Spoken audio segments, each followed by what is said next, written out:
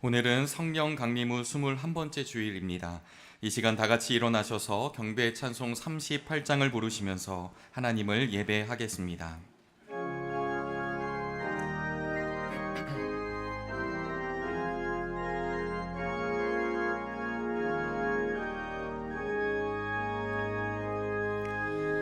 예수 우리 왕이여 이곳에 오셔서 우리가 왕께 드리는 영광을 받아 주소서. 우리는 주님의 백성, 주님은 우리 왕이라. 왕이신 예수님 오셔서 좌정하사 다스리소서. 예수 우리 주시여 이곳에 오셔서 우리가 주께 드리는 찬양을 받아 주소서. 우리는 주님의 종들, 주님은 우리 주시라. 주 대신 예수님 오셔서 이 찬양을 받아 주소서.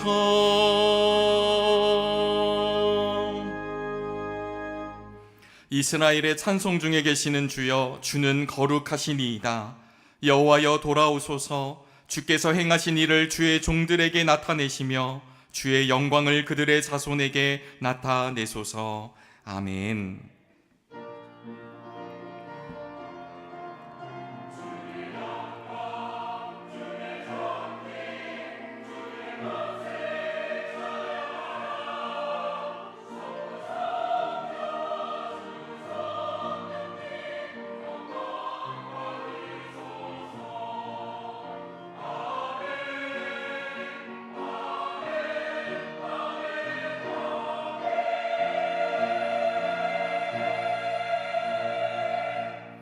다 같이 자리에 앉으시겠습니다. 교독문 36번 시편 90편 말씀을 교독합니다.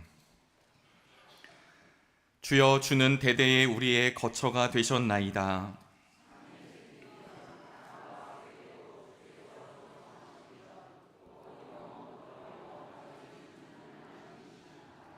주께서 사람을 티끌로 돌아가게 하시고 말씀하시기를 너희 인생들은 돌아가라 하셨사오니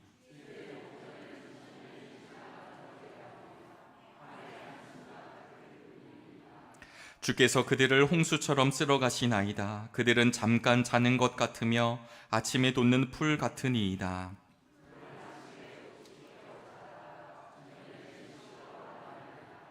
우리는 주의 노에 소멸되며 주의 분내심에 놀라나이다.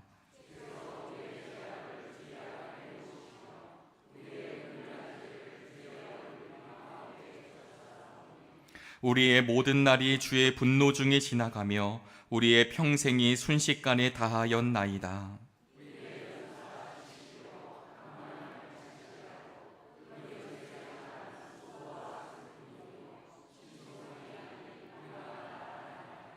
누가 주의 노여움의 능력을 알며 누가 주의 진노의 두려움을 알리이까?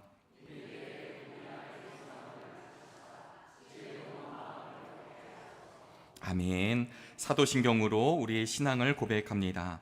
전능하사 천지를 만드신 하나님 아버지를 내가 믿사오며 그 외아들 우리 주 예수 그리스도를 믿사오니 이는 성령으로 잉태하사 동정녀 마리아에게 나시고 본디오 빌라도에게 고난을 받으사 십자가에 못 박혀 죽으시고 장사한 지 사흘 만에 죽은 자 가운데서 다시 살아나시며 하늘에 오르사 전능하신 하나님 우편에 앉아 계시다가 저리로서 산 자와 죽은 자를 심판하러 오시리라.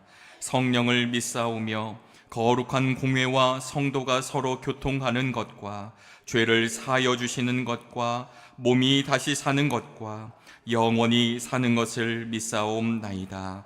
아멘.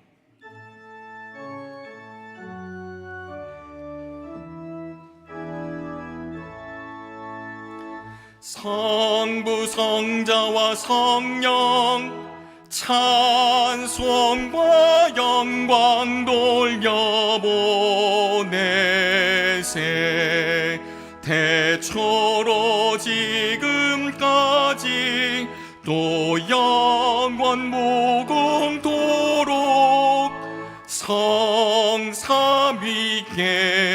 영광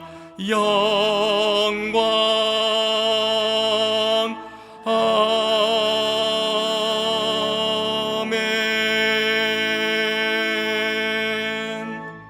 이성훈 장로님께서 오늘의 기도를 인도해 주시겠습니다.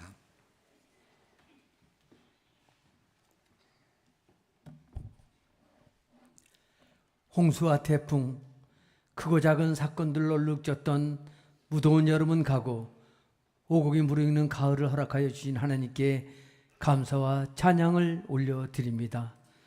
이 시간 죄 많은 저희들을 두렵고 떨리는 마음으로 하나님 성전에 나와 머리 숙여 예배를 드려오니, 오 주님, 우리들을 불쌍히 여기시고 우리의 죄를 십자가에 몰려 속량하셔서 우리들이 드리는 예배를 받아 주시옵소서.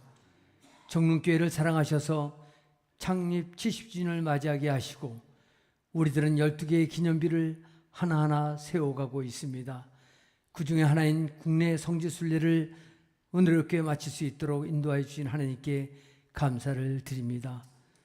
죽창으로 생매장 생수장으로 교인 65명이 순교한 야월교회, 교인 77명이 학살로 순교한 염산교회, 섬마을 전도사이면서 순교하신 문중경 전도사님 기념관, 아들을 죽인 살인자를 양아들로 입양하고 끝내는 순교하신 손양원 목사 순교 기념관, 가슴 아픈 사연으로 가득한 소록도, 광양 기독교 100주년 기념관까지 주님, 우리들에게 다시 한번 순교를 알게 하시고 그곳에 피어나고 있는 순교의 역사를 보여주시고 확인시켜 주신 은혜를 다시 한번 감사를 드립니다. 우리 모두가 함께 하지는 못하였지만 기도로 이 모양 저 모양으로 후원해 주신 교우들을 복되게 하셔서 동역의 기쁨이 풍성하게 하옵소서.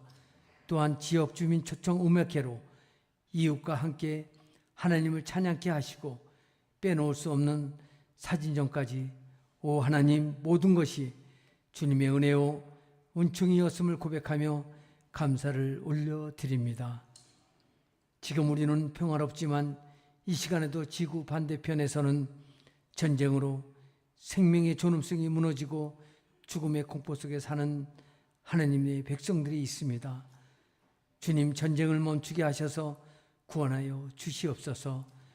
또한 우리나라도 전쟁이 일어나지 아니하도록 하나님 지켜 보호하여 주시옵소서. 무엇보다 이 나라가 분열과 분쟁에서 벗어나 하나님을 경외하게 하시고 공의와 정의가 강물처럼 흐르게 하셔서 서로 존중하며 인정하는 샬롬의 은총, 평안과 평화, 화평을 누리는 복된 나라가 되게 하옵소서. 특별히 육신의 질고로 하나님의 손길을 기다리며 병 낫기를 원하는 환우들에게 주님 쾌차의 은총을 허락하여 주시옵소서. 우리 모두 치유의 기쁨이 넘치게 하옵소서. 거룩한 주일 생명의 말씀을 전하시는 한인철 담임 목사님을 영과 육이 강건케 하옵시고 복되게 하셔서 말씀 속에 임하시는 하나님의 복을 우리 모두 마음껏 누리게 하옵소서. 호산나 찬양대원을 위하여 기도드립니다. 지휘자와 반주자, 찬양대원 한 사람 한 사람 기억하여 주시옵고 우리 모두 하나님을 마음껏 찬양하는 기쁨이 가득하게 하옵소서. 길이 되시고 진리가 되시며 생명이 되시는 예수 그리스도로 받들어 감사하며 기도드리옵나이다. 아멘.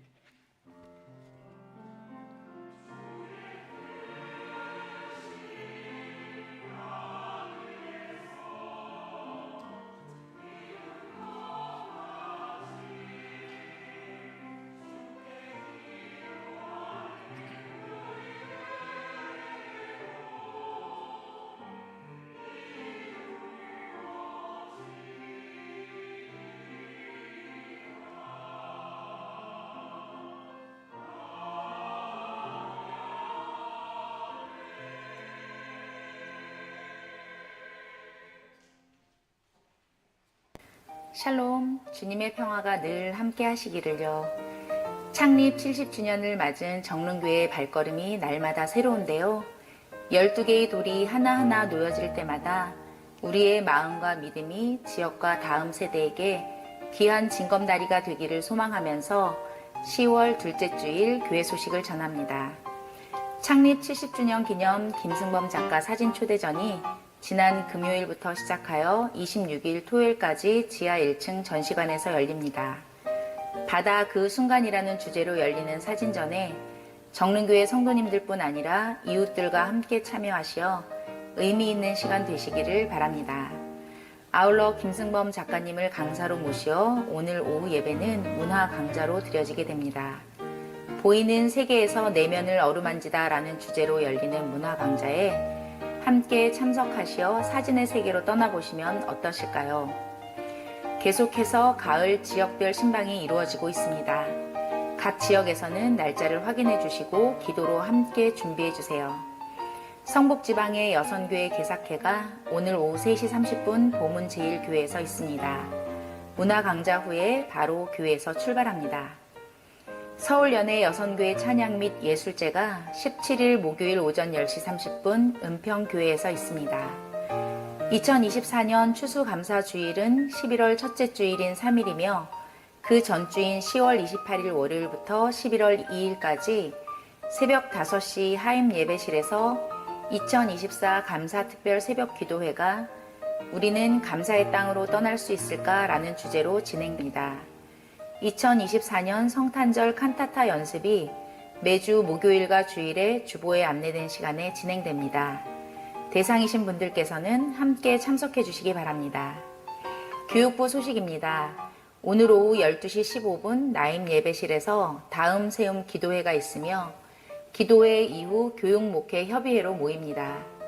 오늘 교회 학교 각 부서 예배 후에는 한희철 목사님의 후원으로 교육부 떡볶이 데이가 열립니다. 우리의 자녀들이 믿음 안에서 건강하게 성장할 수 있도록 기도해 주시기 바랍니다. 남편을 추모하고 어머님의 생신을 감사하며 식사를 대접해 주시고 결혼기념을 감사하며 화분을 봉헌해 주신 분들에게 감사드립니다. 아울러 정릉교회 예배와 사역을 위해 여러 모양으로 곳곳에서 섬겨주시는 모든 분들에게 고마운 마음을 전합니다. 이 시간에는 사진으로 지난 한 주간을 돌아보는데요. 지난 월요일부터 수요일까지 창립 70주년 기념 국내 성지 순례로 한희철 목사님을 포함한 48명의 순례단이 전남 지역의 성지를 다녀왔습니다. 우리가 선 이곳이 성지입니다 라는 주제로 진행된 국내 성지 순례는 매일매일이 아름답고 의미 있는 여정이었습니다. 걷는 길마다 주님의 숨결을 느끼고 음성을 듣는 시간이었습니다. 어제의 나보다 더 큰 믿음의 사람으로 이제는 우리가 선 이곳 정릉에서 살아가기를 기대합니다. 건강하고 안전하게 다녀오게 하신 주님의 은혜에 감사합니다.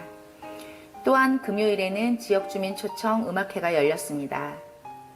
박인수와 음악 친구들을 초청하여 열린 음악회를 통해 풍성한 음악의 세계를 경험할 수 있었습니다. 아울러 많은 지역 주민들도 정릉교회를 방문해 주셔서 함께 행복한 시간을 보냈습니다. 정릉교회가 지역과 호흡하고 동행하며 선한 영향력을 행사하기를 기대합니다. 아울러 김승범 작가 사진 초대전도 시작되어 많은 분들이 관람하였는데요. 제주도의 아름다운 바다와 빛의 풍광이 우리를 더욱 가슴 뛰게 하는 듯합니다.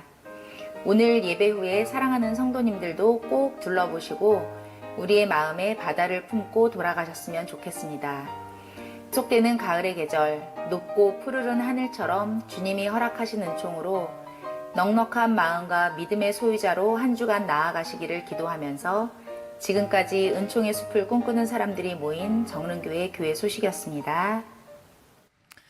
오늘의 성경 말씀은 역대하 35장 1절에서 3절까지의 말씀입니다. 하나님의 말씀이 선포될 때 자리에서 일어나시겠습니다. 최명호 권사님께서 하나님의 말씀을 봉독합니다.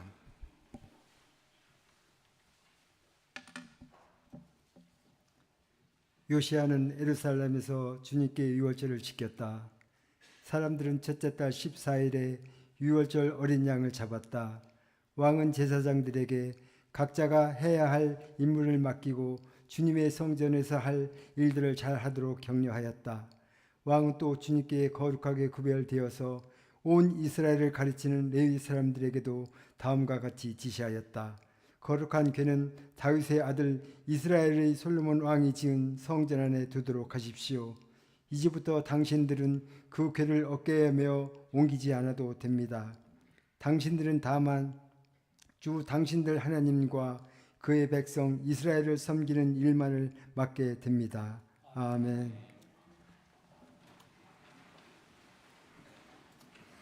이 시간에는 호산나 찬양대의 찬양이 있겠습니다. 찬양 후에 담임 목사님께서 언약궤를 지킨 사람들이라는 제목으로 말씀 전해주실 때 큰 은혜 있으시길 바랍니다.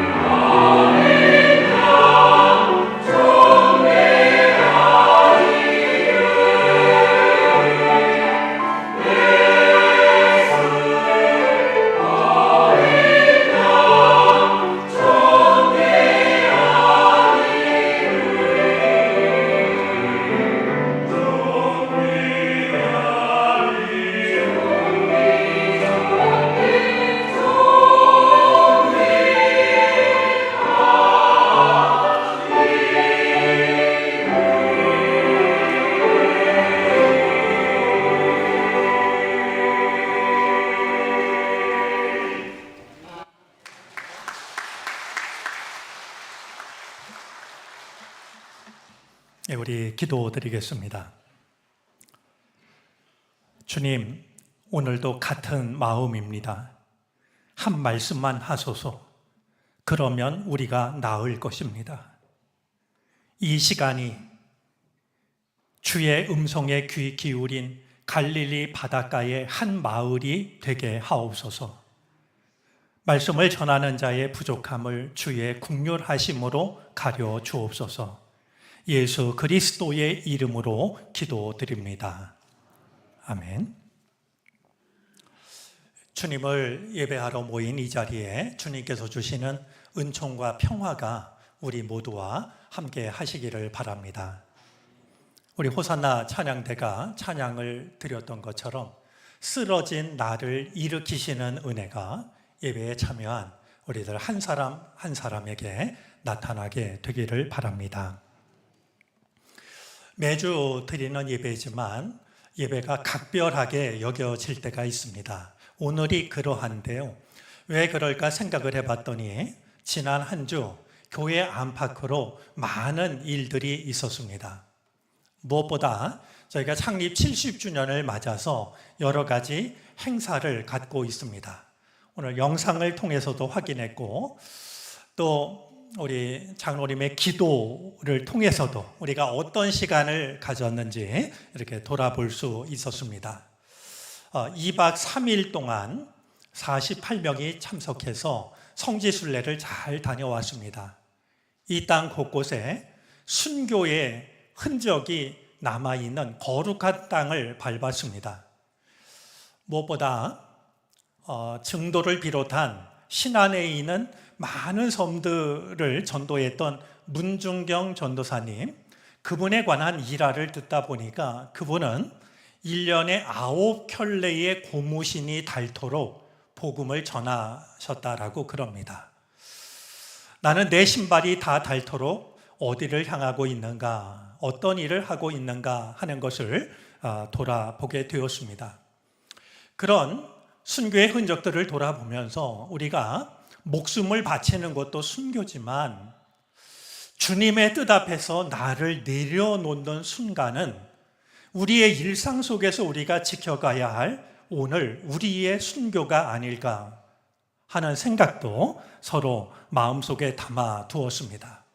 이 일을 위해서 수고한 선교부 또 함께 협력한 모든 분들의 수고와 헌신에 대해서 고마운 마음을 전합니다. 엊그제 있었던 지역 주민 초청 음악회는 정말 10월의 어느 멋진 밤이었습니다. 우리 지역 주민들도 오셔서 함께 즐거움을 나눴는데요. 오늘날 교회에 주어진 가장 중요한 숙제가 있다라고 하면 어떻게 이웃을 만날 수 있을까? 어떻게 이웃과 소통할 수 있을까 하는 문제일 겁니다. 우리가 가졌던 이 지역 주민 초청 음악회는 그 질문에 대한 훌륭한 대답이었다라고 여겨집니다. 앞으로도 이런 시간이 더 많이 이어지기를 기대합니다. 또한 지금 김승범 작가의 사진전이 열리고 있는데요. 여러분들 꼭 한번 들리셔서 구경하시면 좋겠습니다. 지하 1층에서 열리고 있는데 우리 교우들이 이런 말을 해요. 2번 놀랬다고. 이게 뭐가 놀랬어요? 그랬더니 제주도가 이렇게 아름다운 섬인 줄 미처 몰랐다고. 그냥 다녀올 때는 다녀올 뿐이었는데 막상 사진을 보니까 제주도가 이렇게 아름다운 섬이었구나 이제 놀랬다라고 하고요. 다른 하나는 우리 교회에 이런 공간이 있는 줄 몰랐어요. 이렇게 놀라시는 분들이 있더군요. 앞으로 참 좋은 모임들이 우리 교회 공간 곳곳에서 이어졌으면 좋겠습니다. 우리에게 있었던 일 중에 빠뜨릴 수 없는 일이 지난 주 중에 있었습니다. 소설가 이자 시인인 한강 씨가 노벨 문학상을 받은 일이죠. 아시아 여성 최초로 수상한 일이라고 하니 정말 마음껏 축하하고 자부심을 느껴도 좋은 일이라고 여겨집니다. 자랑할 만한 일이죠. 그런데 이 노벨 문학상을 받았다라는 것뿐만이 아니라 그 못지않게 눈길이 가는 대목이 있습니다. 하나는 이런 큰 상을 받았는데도 인터뷰를 거절하고 파티를 열지 않는 작가의 태도입니다. 얼마나 많은 인터뷰가 쏟아지겠습니까? 자기를 알릴 수 있는 참 좋은 기회인데 어떤 인터뷰도 갖지 않고 어떤 파티도 열지 않겠다라고 선언을 했습니다. 왜 그런가 이유를 들었더니요. 지금 세계 곳곳에서는 전쟁이 진행 중이고 하루에도 수많은 사람들이 죽어가는데 내가 어찌 이 상을 받았다고 그런 자리를 만들겠느냐라는 것이었습니다. 저만한 인류애가 가슴에 있기 때문에 그런 훌륭한 작품을 쓴 것이구나. 다시 한번 작가와 작품을 바라보게 됩니다. 또 한 가지 눈길이 가는 대목은 번역자입니다. 아무리 좋은 작품을 썼다 할지라도 그것을 다른 언어권에 있는 이들이 읽을 수 있도록 번역을 하지 못하면 아무 소용이 없습니다. 그런데 한강시의 작품을 오래전부터 아름답게 번역한 사람이 있습니다. 영국 사람인데요. 데보라 스미스라는 사람입니다. 제가 그에게 관심이 가는 것은 우리도 이 세상 속에서 우리들의 믿음을 번역하는 사람들이기 때문입니다. 우리는 책으로 된 하나님의 말씀을 읽지만 세상 사람들은 그 하나님을 믿는 우리들의 삶을 통해서 말씀을 읽습니다. 번역을 잘하면 원작이 살아나지만 번역을 잘못하면 원작이 훼손되는 것처럼 하나님을 믿는 우리들의 삶이 어떠한지에 따라서 하나님의 영광이 지켜지느냐 그렇지 못하느냐가 달려 있다라고 하는 사실을 이번 노벨상 바라보면서 그리고 숨은 공로자인 번역가를 보면서 다시 한번 마음에 품게 됩니다. 우리의 삶이 하나님의 사랑을 잘 번역해내는, 그래서 우리의 삶을 보고 누군가가 하나님을 그리워하게 되는 이런 일들이 우리의 삶을 통해서 나타날 수 있게 되기를 바랍니다. 좀 사설이 길어진다 싶은데요. 한 달여 전쯤에 어떤 목사님으로부터 한 가지 부탁을 받았습니다. 자기가 쓸 수 있는 책의 마지막 책이지 싶은 책을 내는데 이번에는 꼭 저한테 추천사를 받고 싶다라는 부탁이었습니다. 그때 마침 저는 기독교 서회에서 대림절 묵상집 원고 청탁을 받았고 적지 않은 원고를 쓰고 있을 때였습니다. 사정을 이야기하고 시간이 될지 그리고 그 책의 내용이 내가 추천사를 쓸 만한 책일지를 읽고 쓸지 말지를 판단해도 좋겠는가 물었더니 얼마든지 좋겠다고 그랬습니다. 책은 결코 편하게 다가오지 않았습니다. 몇 장을 읽으면서 내가 못 쓰겠다라고 대답해야 되겠다. 그렇지만 그 대답을 하기 위해서는 더 꼼꼼하게 읽을 필요가 있다라고 여겨졌습니다. 책을 읽어 나가는데요. 제목부터가 아담의 반격이었고요. 표현하는 방법이나 생각하는 것이나 저한테는 뭔가 낯설게 여겨지기도 했고 과격하게 여겨지기도 했습니다. 하지만 집중해서 글을 읽어 나가다 보니까 다른 곳에서 얻을 수 없는 큰 도전으로 다가오는 부분들이 있었습니다. 오늘 언약궤에 대해서 말씀을 나누려고 하는데요. 그 책 속에 담긴 큰 도전으로 다가왔던 내용 중에는 언약궤에 관한 내용도 있었습니다. 언제 기회가 되면 이 부분을 생각해 봐야지 하면서도 뒤로 미뤄두고 있었던 그 중요한 관심사가 책에 담겨져 있었던 것이죠. 책에 담긴 내용을 중심으로 평소 우리의 관심에서 좀 거리가 있었던 이 언약궤에 대해서 우리가 한번 살펴보도록 하겠습니다. 이스라엘 백성들의 삶 중심에는 언약궤가 있습니다. 성소, 성막, 성전에도요, 가장 거룩하게 구별된 지성소에 언약궤를 모셨습니다. 뿐만이 아니라 약속의 땅을 향해서 광야길을 지나갈 때도 앞장을 섰던 것이 언약궤입니다. 우리 성경 민수기 10장 33절 말씀을 한번 보겠습니다. 시내산에서 또다시 걸음을 옮길 때 그들을 앞장섰던 것이 언약궤라고 하는 걸 보게 됩니다. 또 한 곳 여호수아 3장 3절에 보면은요, 마침내 40년간 광야길을 지나간 이스라엘 백성들이 젖과 꿀이 흐르는 땅으로 들어가게 되는데 요단강을 건너야 했습니다. 그런데 여호수아가 이제 요단강을 건널 때를 기다리고 있는 이스라엘 백성들에게 제사장들이 언약궤를 메고 움직이는 것을 보면 제사장들의 뒤를 따르라고 명합니다. 어찌 제사장이겠습니까? 그들이 메고 있는 언약궤가 움직이면 이제는 요단강을 건너서 약속의 땅으로 들어가라라고 명하였던 것이죠. 이렇듯 언약궤는 이스라엘 백성들에게는 그들의 삶, 그들의 신앙의 중심이자 언제나 그들의 삶을 이끌었던 하나님의 임재였습니다. 이 언약궤와 관련해서 우리가 살펴보아야 할 중요한 순간이 있습니다. 역시 우리가 잘 알고 있는 것처럼 언약궤를 블레셋에게 빼앗겼고요, 다시 돌아온 이 언약궤를 어렵게 다윗이 예루살렘 성으로 모셔옵니다. 예루살렘 성전의 언약궤는 잘 모셔져 있었습니다. 그런데 르호보암 왕 때 문제가 생깁니다. 솔로몬의 아들로서 이스라엘이 남과 북으로 나누어질 때 남유다 왕국의 첫 번째 왕이었던 르호보암이요, 왕위가 튼튼해지고 힘이 생기자 해서는 안 될 결정을 합니다.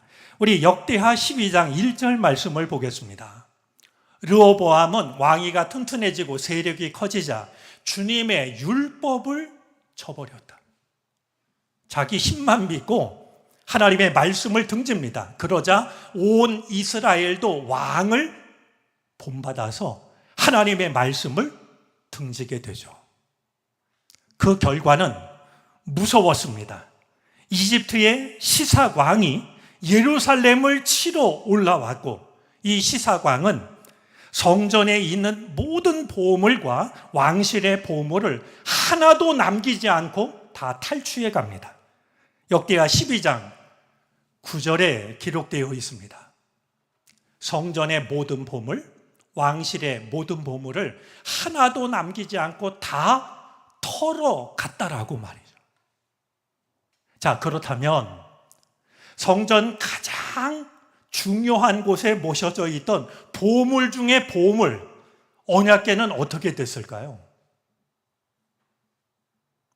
하나님을 믿지 않은 시삭 왕이 예루살렘을 공격해서 성전에 있는 모든 보물, 왕실에 있는 모든 보물들을 하나도 남기지 않고 다 털어갔다라고 하면 언약궤만 남겼을까요? 그렇게 생각하기는 어렵습니다. 역시 금으로 치장된 이 누가 봐도 보물인 언약궤를, 그게 거룩한 물건이라고 어느 이방인이 그 자리에 그냥 내둘 수가 있었겠습니까? 한 가지 우리가 눈여겨볼 대목이 있습니다. 이 일이 있고 나서부터요, 구약 성경에서 언약궤에 대한 내용이 사라집니다. 우리는 이 언약궤가 어떻게 됐는지 알 수 없는데, 이 일이 있고 난 뒤에 언약궤에 대한 언급을 찾아볼 수가 없게 되는 겁니다. 그렇다면 정말로 이 언약궤는 어떻게 됐을까요? 이 지구상에서 사라지고 만 것일까요? 그렇게 사라진 언약궤가 오랜 시간이 지난 뒤에 다시 나타나게 되는데, 그것이 바로 오늘 우리가 읽은 성경 본문 속에 담겨져 있습니다. 남유다의 16번째 왕인 요시야가 나라를 개혁하고 성전을 재건합니다. 그러다가 율법책을 발견하게 되었고, 그리고 성전 재건을 모두 마친 뒤에 유월절을 지키는데요. 유월절을 지킬 때 이 요시야 왕이 명을 내리고 있는 것을 보면 제사장들로 하여금 언약궤를 성전 가운데 모시라라고 명하고 있는 말씀이 비로소 나오고 있다는 걸 확인하게 됩니다. 여러분, 르호보암 왕으로부터 이 요시야 왕까지, 즉 시삭 왕에 의해서 성전 모든 보물들을 빼앗긴 뒤로부터 다시 언약궤가 언급되기까지 얼마만한 시간이 흘렀냐면 약 300여 년의 시간이 흘렀습니다. 그러면 이 300여 년 동안 도대체 언약궤는 어디 있다가 300년 후에 다시 나타난 것일까? 당연히 우리가 물어야 될 질문입니다. 제가 추천사를 쓰게 된 책에서는 그 점을 주목하고 있었습니다. 성경에는 이 언약궤가 어디로 갔는지, 누가 어디에다 보관했는지 어떤 기록도 없습니다. 그럴수록 우리는 여러 상황을 살펴야 하는데, 그동안의 과정을 보면 한 가지 짐작이 가능한 일이 있습니다. 자, 이집트가 쳐들어와서 성전을 무너뜨릴 때 제사장들이 가만히 있지 않았습니다. 시간은 다급하고 그들이 오면 필시 모든 것을 다 가져갈 터인데, 제사장들은 마음이 다급했을 터이고요. 이것저것 챙길 여유가 없었을 겁니다. 그런 제사장들이 가장 중요한 언약궤를 메고 어디론가 내달렸을 겁니다. 이것만은, 다른 건 다 뺏겨도 이것만은 뺏길 수 없다라는 마음으로 말이죠. 누군가 시삭왕의 발길이 닿기 전에 언약궤를 옮긴 사람들이 있었을 겁니다. 성경에 의하면 민수기 4장 15절인데요. 언약궤는 아무나 손을 댈 수가 없었습니다. 레위 지파의 제사장들, 그 중에서도 고핫 자손만이 4사람이 어깨에 메고 옮길 수 있는 것이었으니 아무리 다급하다 할지라도 그들은 이 규정을 어기지 않았을 겁니다.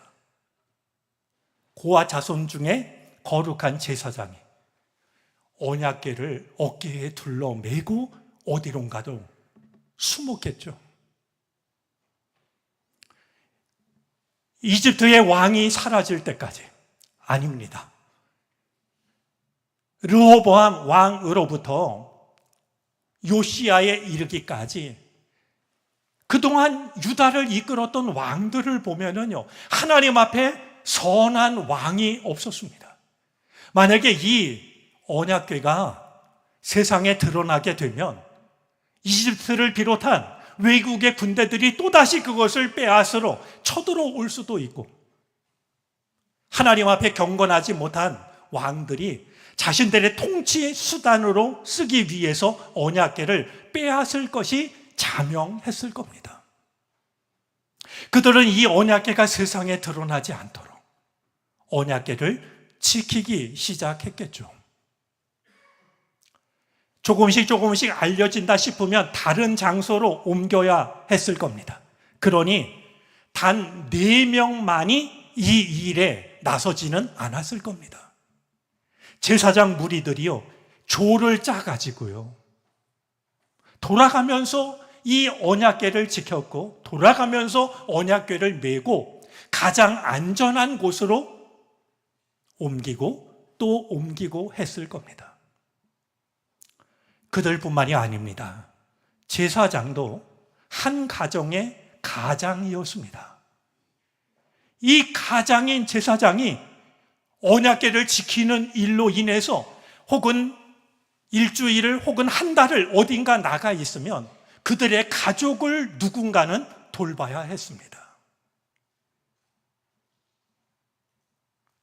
이런 거룩한 무리들이 있었기 때문에 300여 년이 지나는 동안 언약궤는 사라지지 않고 비로소 언약궤의 가치를 알 만한 요시야 왕이 성전을 깨끗하게 수리하자 300년 동안 자취를 감췄던 언약궤가 성전을 향하지 않았을까 짐작을 하게 되는 겁니다. 우리는 지금 하나님의 거룩하심을 찾아보기 힘든 세상을 살아가고 있습니다. 하나님의 거룩하심이 어떻게 지켜질 수 있을까? 300년 동안 지켜진 언약궤는 우리들에게 중요한 질문을 합니다. 하나님의 거룩하심은 어떻게 지켜질 수 있는 것일까 말이죠. 자, 이런 언약궤가 다시 한번 큰 위기를 만나게 됩니다. 요시야 왕에 의해서 성전에 다시 모셔진 이 언약궤가요, 또 한 번 훨씬 더 큰 위기를 만나는데 아마 떠올리신 분들이 있지 않을까 싶습니다.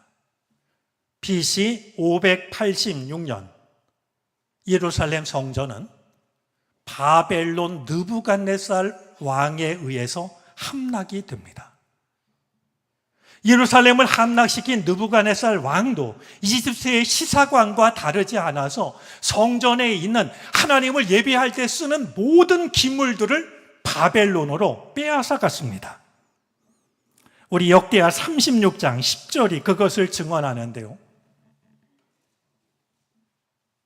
느부갓네살 왕이 사람을 시켜서 여호와긴을 바벨론으로 잡아가고 주님의 성전에 있는 값비싼 온갖 기구도 함께 가져갔으며 언약궤는 어떻게 됐을까요? 시삭 왕이 그랬던 것처럼 느부갓네살 왕도 하나님을 모르는 사람이고 그저 언약궤는 그가 볼 때는 이스라엘의 값진 값나가는 보물에 불과했을 겁니다. 그래서 그랬을까요? 이 사건 이후에 언약궤에 대한 언급은 성경에서 사라집니다. 더 이상 언약궤에 관한 어떤 내용도 우리는 찾아볼 수가 없습니다. 그렇게 지금까지 지내오고 있으니 어림잡아 생각하면 2500년이 넘도록 이 언약궤가 어디로 간 것일까? 누구도 알지 못하는 긴 시간이 지나가고 있는 겁니다. 여러분, 언약궤가 어디로 갔을까요? 시삭 왕 때 그러했듯이 지금도 누군가가 언약궤를 옮기면서 지키고 있을까요? 아니면 이 땅에서 완전히 사라지고 만 것일까요? 이런 질문들은 우리에게 묵중한 사명감으로 다가옵니다. 쉽지는 않지만 이런 대답이 필요하지 않을까요? 비록 질문 형태를 띈다 할지라도 이런 대답이 가능할 것 같습니다.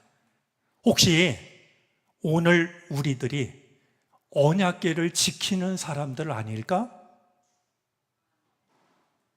하는 질문입니다.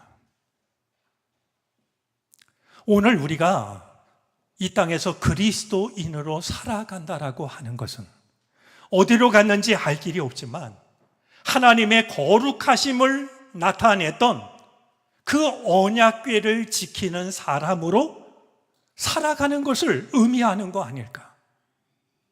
우리들은 하나님의 거룩하심을 지키는 최후의 보루자들이 아닐까 하는 생각입니다.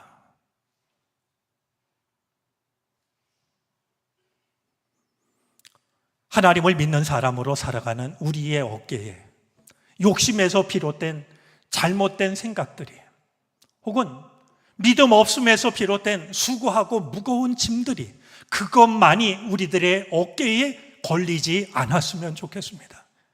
우리의 어깨에, 우리의 손마디에, 우리의 발바닥에 누구에게도 드러나지 않도록 언약궤의 거룩함을 지켰던 숨은 제사장들처럼 하나님의 거룩하심을 지켜가는 우리에게도 그런 군살이 박혔으면 좋겠습니다.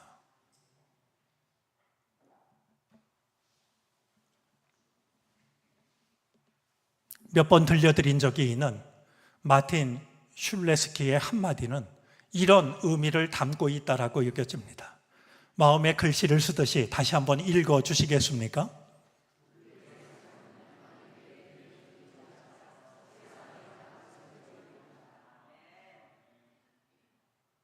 따로 기도하는 그 기도도 기도지만 우리의 삶이 하나님께 드리는 기도이자, 따로 나가서 전도지를 전하는 것도 전도지만 우리의 삶이 세상을 향한 설교라는 저 한마디 속에는 어쩌면 사라진 언약궤를 지키는 사람들이 오늘 우리들일 수 있다라고 하는 사실을 돌아보게 합니다. 사도 바울의 고백이 우리의 고백이 되었으면 좋겠습니다. 그는 갈라디아서 6장 17절에서 이렇게 말했습니다. 이제부터는 아무도 나를 괴롭히지 마십시오. 나는 내 몸에 예수의 상처 자국을 지고 다닙니다. 예수님의 흔적을 몸과 마음에 새기고 그 모습으로 살아가는 것, 그것이 사라진 언약궤를 지키는 사람의 모습이 될 겁니다. 우리 모두가 하나님의 거룩하심을 지켜내는 언약궤를 지킨 믿음의 사람들이 되어질 수 있기를 바랍니다. 기도하겠습니다. 우리는 오랫동안 사라진 언약궤를 잊고 있었습니다. 언약궤를 찾지 않았습니다. 하나님의 거룩하심을 찾아보기 힘든 세상, 그럴수록 언약궤를 맨 사람으로 살게 하시옵소서. 예수의 흔적을 지니게 하여 주셔서 하나님의 거룩하심이 우리의 삶을 통해서 이 땅에 지켜지게 하시옵소서. 예수 그리스도의 이름으로 기도를 드립니다. 아멘. 찬송가 447장을 찬송하겠습니다. 마지막 절을 부르실 때 다 같이 자리에서 일어나셔서 드리신 예물을 하나님께 봉헌하시겠습니다.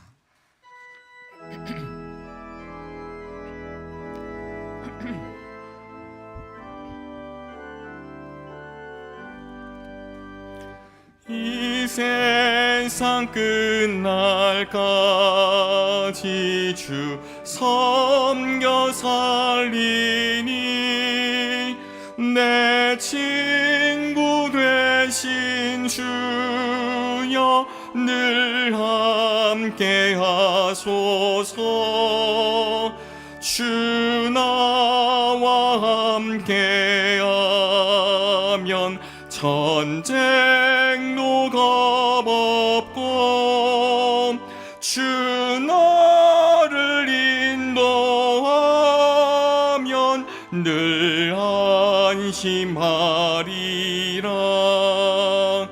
나 주를 따를 때에 주 약속하신 것 그 영광 중에 모두 이루어 주소서. 나 주의 뒤를 따라 섬기며 살리니 그 크신 은혜 속에 날 인도하소서. 이 세상 온갖 시험 내 마음을 흔들고 착한 원수들이 안팎에 있으나 주 나를 돌보시사 내 방패 되시고 내 옆에 계신 것을 늘 알게 하소서. 저 영광 빛난 곳을 주 허락했으니 그 허락하신 못을 늘 사모합니다. 끝까지 쉬지 않고 주 따라가리니 주 넓은 사랑으로 늘 인도하소서.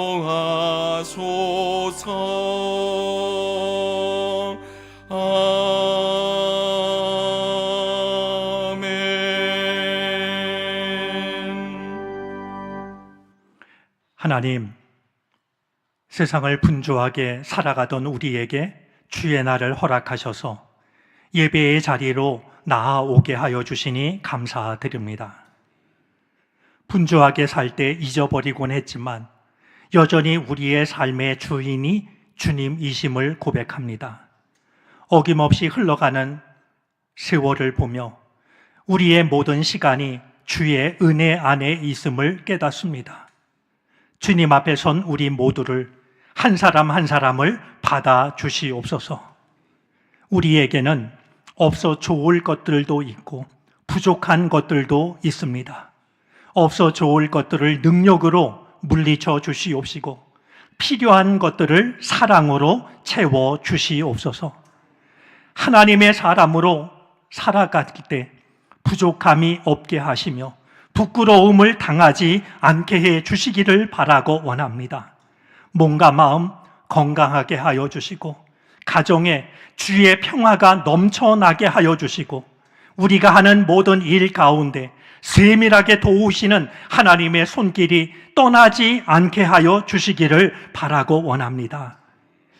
우리의 삶을 통하여 하나님의 살아계심이 나타나게 하여 주시고 하나님의 백성을 향한 하나님의 사랑의 풍성함이 증거되게 하여 주시옵소서. 예물 속에는 우리의 기도와 간구, 형편과 사정이 담겨져 있사오니 합력하여 선을 이루시는 주님께서 마침내 주님의 뜻을 이루어 주시옵소서. 사용되는 곳마다 아버지의 영광이 나타나게 하시옵소서. 감사하며 예수 그리스도의 이름으로 기도를 드립니다. 아멘.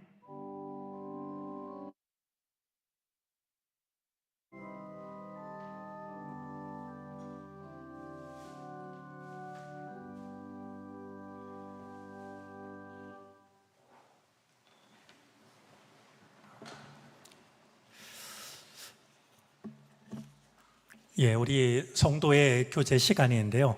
오늘 몇 분 우리 소개하고 환영하는 시간을 갖도록 하겠습니다. 먼저 미국에서 오셨다고 알고 있는데요. 우리 정장로님 조카 네 분께서 예배에 참석하셨습니다. 잠깐 자리에서 일어나 주시겠습니까? 우리 따뜻한 박수로 환영하겠습니다. 홍성자 권사님 동생분도 참여하셨는데요. 예, 우리 따뜻한 박수로 환영하겠습니다. 장희순 권사님, 캐나다에 거주하는 동생분도 오늘 동행하셨습니다. 잠깐 일어나 주시죠. 반갑습니다. 임방울 사모님도 미국에서 오셨고, 이렇게 여러 먼 길에서 오신 분들 반갑고 고맙습니다. 그리고 우리 그 사진 전시회를 하고 있고 오후에 문화 강좌 이끌어줄 김승범 권사님이 뒷자리에 계신데요. 그래도 예배 시간에 좀 소개하고 싶습니다. 일어나 주시겠어요? 우리 박수 하겠습니다. 예, 우리 70주년 행사가 12개 기념 사업이 하나하나 은혜롭게 이렇게 진행이 되고 있습니다. 잘 맞춰질 수 있도록 계속해서 기도를 부탁드립니다.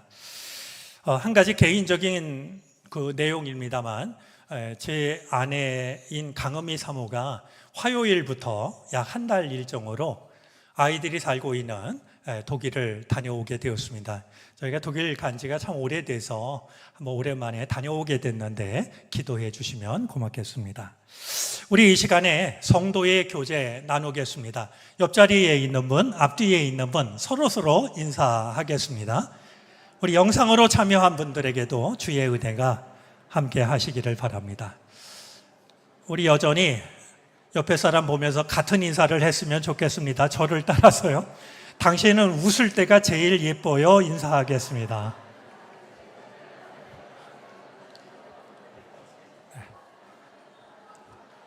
네, 은혜 중에 웃을 일들이 많아지게 되기를 바랍니다. 다 같이 일어나셔서 결단 찬송을 부르시겠습니다. 찬송 후에 담임 목사님의 축도로 예배를 마치겠습니다.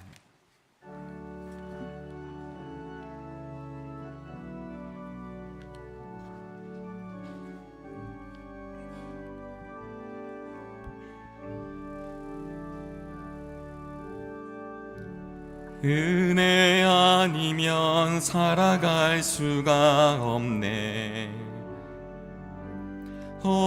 어음마저도 다 주의 것이니 세상 평안과 위로 내게 없어도 예수, 오직 예수뿐이네.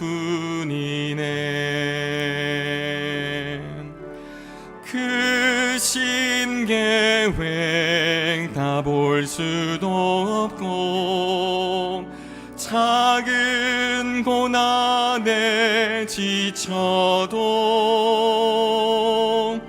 주께 묶인 나의 모든 삶 버티고 견디게 하시네.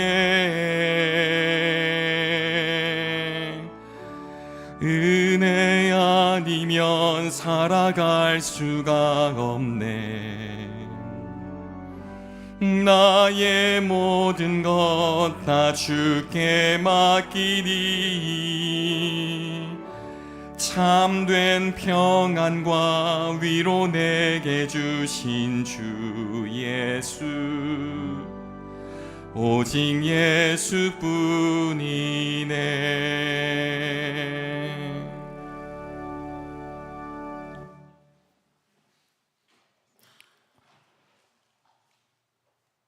하나님의 영광을 위해 우리를 죄와 사망에 내버려 두지 않으시고 거룩한 사람으로 회복시키려 십자가에 달려 돌아가신 예수 그리스도의 은혜와 우리가 태어나기 이전부터 태어난 이후까지 우리를 사랑으로 품어 안으시는 하나님의 지극하신 사랑하심과 여전히 우리의 마음을 거룩하심 앞으로 이끌어 가시는 성령의 인도하심이 예배에 참여한 우리 모두 가운데 이제로부터 영원토록 함께 계시옵기를 간절히 축원하옵나이다.